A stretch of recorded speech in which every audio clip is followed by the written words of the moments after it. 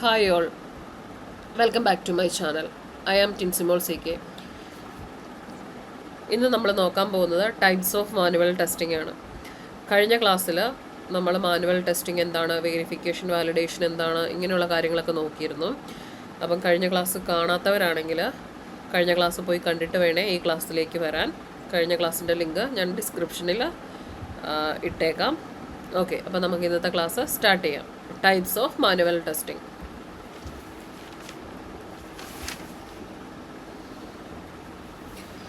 Manual testing ടൈപ്സിനകത്ത് വരുന്നത് black box testing, white box testing, unit testing, integration testing, system testing, acceptance testing, that means user acceptance testing, smoke testing, sanity testing, regression testing, exploratory testing, ad hoc testing, compatibility testing, usability testing. So manual ടെസ്റ്റിങ്ങിൽ നമ്മൾ ആദ്യം നോക്കാൻ പോകുന്നത് black box testing എന്താണെന്നാണ്. Black box testing the software without knowing the internal code. Internally ഉള്ള ഒരു software കോഡൊന്നും അറിയാതെ നടത്തുന്ന ടെസ്റ്റിങ്ങിനെയാണ് black box testing എന്ന് പറയുന്നത്. അതായത് ഒരു സോഫ്റ്റ്വെയർ ക്ലയൻറ്റിന് ബിൽഡ് ചെയ്ത് കിട്ടണമെങ്കിൽ ഫസ്റ്റ്ലി ആ സോഫ്റ്റ്വെയറിൻ്റെ റിക്വയർമെൻറ്റ് കളക്ട് ചെയ്ത് നമ്മുടെ ക്ലയൻറ്റിന് ആ സോഫ്റ്റ്വെയർ എങ്ങനെ വേണം, അതാണ് റിക്വയർമെൻറ്റ്. ക്ലയൻറ്റ് നീഡിനെയാണ് റിക്വയർമെൻറ്റ് എന്ന് പറയുന്നത്. റിക്വയർമെൻറ്റ് കളക്ട് ചെയ്ത് ആ ഒരു സോഫ്റ്റ്വെയർ ഡിസൈൻ ചെയ്ത് അതിൻ്റെ പുറകിൽ കോഡ് എഴുതി ആ ഒരു സോഫ്റ്റ്വെയർ കംപ്ലീറ്റ്ലി റൺ ചെയ്യിച്ചതിന് ശേഷം ടെസ്റ്റിംഗ് ടീമിന് കൊടുക്കും. ടെസ്റ്റിംഗ് ടീം ക്ലയൻറ്റിൻ്റെ റിക്വയർമെൻറ്റ് സാറ്റിസ്ഫൈ ചെയ്തിട്ടുണ്ടോ എന്ന് ടെസ്റ്റ് ചെയ്യും. അപ്പം ബ്ലാക്ക് ബോക്സ് ടെസ്റ്റിംഗ് പെർഫോം ചെയ്യുമ്പം ടെസ്റ്ററിന് ഇൻപുട്ടും ആൻഡ് ഔട്ട്പുട്ടും മാത്രമേ അറിയത്തുണ്ടാവുള്ളൂ. അതിനകത്തെ ഇൻറ്റേർണലി നടക്കുന്ന കാര്യങ്ങളൊന്നും ടെസ്റ്റേഴ്സിന് അറിയത്തുണ്ടാവില്ല. അതാണ് ബ്ലാക്ക് ബോക്സ് ടെസ്റ്റിംഗ് എന്ന് പറയുന്നത്. ഫോർ എക്സാമ്പിളായിട്ട് പറയുകയാണെങ്കിൽ ഫേസ്ബുക്കിൻ്റെ ലോഗിൻ പേജ്, അതിനകത്ത് നിങ്ങളുടെ യൂസർ നെയിമും നിങ്ങളുടെ പാസ്വേഡും കൊടുത്തു. അതായത് input, user name and password input ചെയ്യുന്ന കാര്യമാണല്ലോ ഇൻപുട്ട്സ് എന്ന് പറയുന്നത്. നമ്മുടെ യൂസർ നെയിമും നമ്മുടെ പാസ്വേഡും കൊടുത്തു കഴിഞ്ഞിട്ട് ഇൻറ്റേർണലി എന്ത് നടക്കുന്നു എന്നുള്ളത് ആ ടെസ്റ്ററിന് അറിയത്തില്ല. ദെൻ കൊടുത്തു കഴിഞ്ഞാൽ ലോഗിൻ ആകുമോ ഇല്ലയോ എന്ന് മാത്രമേ ടെസ്റ്റർ നോക്കുകയുള്ളൂ ബ്ലാക്ക് ബോക്സ് ടെസ്റ്റിങ് ഫോളോ ചെയ്യുമ്പോൾ. അതേസമയം ഇൻറ്റേർണലി ഉള്ള കാര്യങ്ങളും കൂടെ ടെസ്റ്റ് ചെയ്യുന്ന ഒരു ടെസ്റ്റിംഗ് ടൈപ്പാണ്, അല്ലെങ്കിൽ ഇൻറ്റേർണലി ഉള്ള കാര്യങ്ങൾ അറിയാവുന്ന ഒരു ടെസ്റ്റിംഗ് ടൈപ്പാണ് white box testing. White box testing done by ഡെവലപ്പേഴ്സാണ്. ബ്ലാക്ക് ബോക്സ് ടെസ്റ്റിംഗ് ഡൺ ചെയ്യുന്നത് ടെസ്റ്റേഴ്സാണ്. അതുകൊണ്ട് തന്നെയും ഇൻറ്റേർണലി ഉള്ള കാര്യങ്ങൾ അറിയത്തില്ല. വൈറ്റ് ബോക്സ് ടെസ്റ്റിംഗ് എന്ന് പറയുന്നത് ഡൺ ചെയ്യുന്നത് അല്ലെങ്കിൽ നടത്തുന്നത് ഡെവലപ്പേഴ്സാണ്. അതുകൊണ്ട് തന്നെ ഇൻറ്റേർണലി ഉള്ള കാര്യങ്ങൾ ടെസ്റ്റ് ചെയ്യുന്ന ആൾക്ക് അറിയാം. അതായത് വൈറ്റ് ബോക്സ് ടെസ്റ്റിങ്ങിൻ്റെ മെയിൻലി വൈറ്റ് ബോക്സ് ടെസ്റ്റിങ്ങിൽ ഇൻറ്റേർണൽ കോഡും കൂടെ ടെസ്റ്റ് ചെയ്യും. Check internal logic or structure, അതായത് ടെസ്റ്റ് ചെയ്യുന്ന സമയത്ത് ഇൻപുട്ടും ഔട്ട്പുട്ടും മാത്രമല്ല ഇൻറ്റേർണലി ആ ഒരു പീസ് ഓഫ് കോഡ് കൂടെ ടെസ്റ്റ് ചെയ്യുന്ന ആൾക്ക് അറിയാനായിട്ട് പറ്റും. അതാണ് വൈറ്റ് ബോക്സ് ടെസ്റ്റിങ്. ഒരു ഫിഗറാണ് ബ്ലാക്ക് ബോക്സ് ടെസ്റ്റിങ്ങിൻ്റെ ഫിഗർ നോക്കിക്കേ. ഇൻപുട്ട് നമ്മൾ കൊടുത്തു, ബ്ലാക്ക് ബോക്സ് ടെസ്റ്റിംഗ് അത് ഇൻറ്റേർണലി എന്താണെന്നുള്ളത് നമുക്ക് കാണാൻ പറ്റത്തില്ല. ഔട്ട്പുട്ട്, ഇൻപുട്ടും ഔട്ട്പുട്ടും മാത്രമായിരിക്കും വിസിബിൾ ആയിട്ടുണ്ടാവുക. വൈറ്റ് ബോക്സ് നോക്കിക്കേ, ഇൻപുട്ട് വൈറ്റ് ബോക്സാണ്, ഇൻറ്റേർണലി ഉള്ള കാര്യങ്ങൾ നമുക്ക് അറിയാനായിട്ട് പറ്റും, ഔട്ട്പുട്ടും അറിയാൻ പറ്റും. അപ്പം ഇൻപുട്ട് ഔട്ട്പുട്ട് ഇൻറ്റേർണലി ഉള്ള കാര്യങ്ങളും കൂടെ വൈറ്റ് ബോക്സ് ടെസ്റ്റിങ്ങിനകത്ത് ടെസ്റ്റ് ചെയ്യും, അല്ലെങ്കിൽ നമുക്ക് അറിയാൻ പറ്റും. Next unit testing. ആ പേരിൽ നിന്ന് തന്നെ നമുക്കറിയാൻ പറ്റും യൂണിറ്റ് അല്ലെങ്കിൽ module. Unit testing individual part of code. അതായത് ഇപ്പോൾ ഒരു പ്രോജക്റ്റ് അല്ലെങ്കിൽ ഒരു വർക്ക് കിട്ടിക്കഴിഞ്ഞാൽ ആ വർക്കിനെ ഒരു ഡെവലപ്പറിനോ ഒരു ടെസ്റ്ററിനോ അങ്ങനെ പ്രൊവൈഡ് ചെയ്യുകയല്ല ചെയ്യുക. ഇപ്പോൾ ഒരു പ്രോജക്റ്റ് കിട്ടിക്കഴിഞ്ഞാൽ ആ പ്രോജക്റ്റിനെ ഡിഫറെൻറ്റ് മൊഡ്യൂളുകൾ അല്ലെങ്കിൽ യൂണിറ്റുകളായിട്ട് ഡിവൈഡ് ചെയ്യും. ഒരു പ്രോജക്റ്റിന് ചിലപ്പോൾ ഒരു 10 യൂണിറ്റായിട്ട് ഡിവൈഡ് ചെയ്യും. ഒരു സ്മോൾ പ്രോജക്റ്റാണ്, അതിനൊരു 10 യൂണിറ്റോ 20 യൂണിറ്റോ ആയിട്ട് ഡിവൈഡ് ചെയ്യും. ഈ ഓരോ യൂണിറ്റും ഓരോ ഡെവലപ്പറിന് കൊടുക്കും. ഈ ഓരോ യൂണിറ്റിനും കോഡ് എഴുതി പറയുന്ന ഡേറ്റിൽ സബ്മിറ്റ് ചെയ്യേണ്ടത് ആ ഡെവലപ്പറുടെ ഉത്തരവാദിത്തമായിരിക്കും. ഇങ്ങനെ കംപ്ലീറ്റ് ചെയ്യുന്ന ഓരോ യൂണിറ്റിനെയും അല്ലെങ്കിൽ ഓരോ മൊഡ്യൂളിനെ ഇൻഡിവിജ്വലി ടെസ്റ്റ് ചെയ്യുന്നതിനെയാണ് യൂണിറ്റ് ടെസ്റ്റിംഗ്. ക്ലിയർ ആയോ? അതായത് ഇൻഡിവിജ്വൽ പാർട്ടോ അല്ലെങ്കിൽ ഇൻഡിവിജ്വൽ മൊഡ്യൂളോ അല്ലെങ്കിൽ ഇൻഡിവിജ്വൽ യൂണിറ്റോ ഇതിനെ സെപ്പറേറ്റ്ലി ടെസ്റ്റ് ചെയ്ത് വെക്കുന്നതിനെയാണ് യൂണിറ്റ് ടെസ്റ്റിംഗ് എന്ന് പറയുന്നത്. യൂഷ്വലി ഡൺ ചെയ്യുന്നത് ഡെവലപ്പേഴ്സ് ആയിരിക്കും. Next integration testing. ഇൻഡിവിജ്വലി ഇങ്ങനെ ടെസ്റ്റ് ചെയ്ത് വെച്ചിരിക്കുന്ന യൂണിറ്റുകളെ കൂട്ടി യോജിപ്പിക്കുക, ഇൻ്റഗ്രേറ്റ് ചെയ്യുമ്പോൾ അവിടെ എന്തെങ്കിലും ഒരു ഇഷ്യൂ ഉണ്ടോ എന്ന് നോക്കുന്ന ടെസ്റ്റിംഗാണ് ഇൻ്റഗ്രേഷൻ ടെസ്റ്റിംഗ്. ഇപ്പോൾ ഒരു 10 യൂണിറ്റുകൾ അല്ലെങ്കിൽ മൊഡ്യൂളുകൾ ഉണ്ടെന്ന് അസ്യൂം ചെയ്യുക. 10 മൊഡ്യൂളുകളെയും ഇൻഡിവിജ്വലി നമ്മൾ ടെസ്റ്റ് ചെയ്ത് വെച്ചു. എന്നിട്ടോ അതാണ് യൂണിറ്റ് ടെസ്റ്റിംഗ്. ദെൻ ഇൻ്റഗ്രേഷൻ ടെസ്റ്റിങ്ങിലേക്ക് വരുമ്പം ഈ ഒന്നാമത്തെ മൊഡ്യൂളും രണ്ടാമത്തെ മൊഡ്യൂളും കൂട്ടി യോജിപ്പിക്കും. അപ്പോൾ അവിടെ ഒരു ഇൻ്റഗ്രേഷൻ നടന്നു. അപ്പം ആ ഇൻ്റഗ്രേറ്റ് ചെയ്യുന്ന ആ പൊസിഷനിൽ എന്തെങ്കിലും ഒരു ഇഷ്യൂ ഉണ്ടോ എന്ന് ചെക്ക് ചെയ്യുന്നതാണ് ഇൻ്റഗ്രേഷൻ ടെസ്റ്റിംഗ്. അങ്ങനെ 1ഉം 2ഉം യോജിപ്പിച്ചു, പിന്നെ 3 യോജിപ്പിച്ചു, 4 യോജിപ്പിച്ചു. അങ്ങനെ ഓരോരോ മൊഡ്യൂളുകൾ ഇൻ്റഗ്രേറ്റ് ചെയ്യുമ്പോൾ ആ ഇൻ്റഗ്രേറ്റ് ചെയ്യുന്ന സ്പെസിഫിക് പൊസിഷനിൽ എന്തെങ്കിലും ഇഷ്യൂസ് ഉണ്ടോ എന്ന് നോക്കുന്നതാണ് integration testing. Next is system testing. Integrate കഴിഞ്ഞിട്ടുണ്ടെങ്കിൽ അതൊരു സിസ്റ്റം ആയല്ലോ. നമുക്കൊരു 10 മൊഡ്യൂൾ ഉണ്ടെങ്കിൽ ആ 10 മൊഡ്യൂളുകളെ ഇൻ്റഗ്രേറ്റ് ചെയ്യുമ്പോൾ അതൊരു സിസ്റ്റമായി, അതൊരു സോഫ്റ്റ്വെയർ ആയി. ആ ഒരു സോഫ്റ്റ്വെയറിനെ കംപ്ലീറ്റ്ലി ടെസ്റ്റ് ചെയ്യുന്നതിനെയാണ് സിസ്റ്റം ടെസ്റ്റിംഗ് എന്ന് പറയുന്നത്. Next user acceptance testing. Testing done by real users to confirm if the system meet business need. Client requirement അല്ലെങ്കിൽ ബിസിനസ് നീഡോ ആ ഒരു പർട്ടിക്കുലർ സിസ്റ്റം സാറ്റിസ്ഫൈ ചെയ്തോ എന്ന് റിയൽ യൂസേഴ്സ് ടെസ്റ്റ് ചെയ്യുന്നതിനെയാണ് യൂസർ ആക്സെപ്റ്റൻസ് ടെസ്റ്റിംഗ് എന്ന് പറയുന്നത്. അടുത്തതാണ് സ്മോക്ക് ടെസ്റ്റിംഗ്. സ്മോക്ക് ടെസ്റ്റിംഗ് എന്ന് പറഞ്ഞിട്ടുണ്ടെങ്കിൽ ensure basic functionalities are working properly. അതായത് നമ്മുടെ സോഫ്റ്റ്വെയറിൻ്റെ ബേസിക് ഫങ്ഷണാലിറ്റീസ് ഒക്കെ പ്രോപ്പറായിട്ട് വർക്ക് ചെയ്യുന്നുണ്ടോ എന്ന് നോക്കുന്നതാണ് സ്മോക്ക് ടെസ്റ്റിംഗ്. സ്മോക്ക് ടെസ്റ്റിങ്ങിന് നമുക്ക് മറ്റൊരു പേര് പറയാം, ബിൽഡ് വെരിഫിക്കേഷൻ ടെസ്റ്റിംഗ്, അല്ലെങ്കിൽ എന്താ പറയുക, കോൺഫിഡൻസ് ടെസ്റ്റിംഗ് എന്നൊക്കെ നമുക്ക് പറയാം.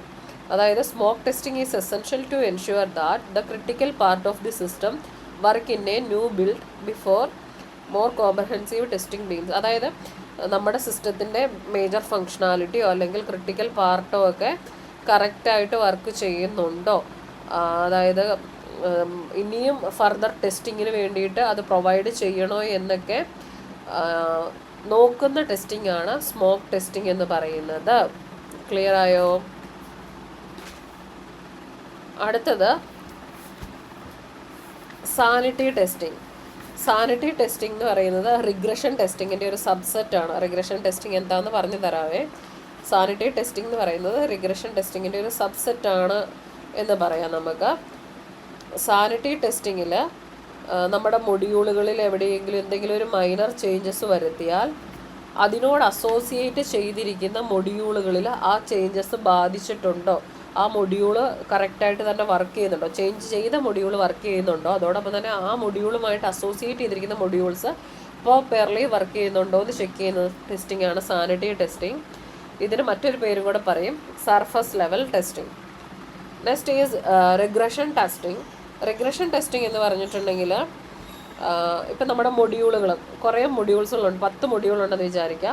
അതിലേതെങ്കിലും ഒരു മൊഡ്യൂളിന് ഫോർ എക്സാമ്പിളായിട്ട് മൊഡ്യൂൾ 5 നമ്മൾ ഒരു മൈനർ ചേഞ്ചസ് വരുത്തി എന്ന് വിചാരിക്കുക.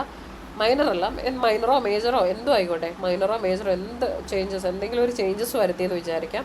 ഈ ചേഞ്ചസ് വരുത്തിയത് മൂലം നമ്മുടെ ബാക്കി എല്ലാ മൊഡ്യൂളുകളിലും എന്തെങ്കിലും ഇഷ്യൂസ് ഉണ്ടോ, അതോടൊപ്പം തന്നെ ഈ ചേഞ്ച് ചെയ്ത മൊഡ്യൂളിൽ എന്തെങ്കിലും ഇഷ്യൂസ് ഉണ്ടോ എന്ന് ചെക്ക് ചെയ്യുന്നതാണ് റിഗ്രഷൻ ടെസ്റ്റിംഗ്.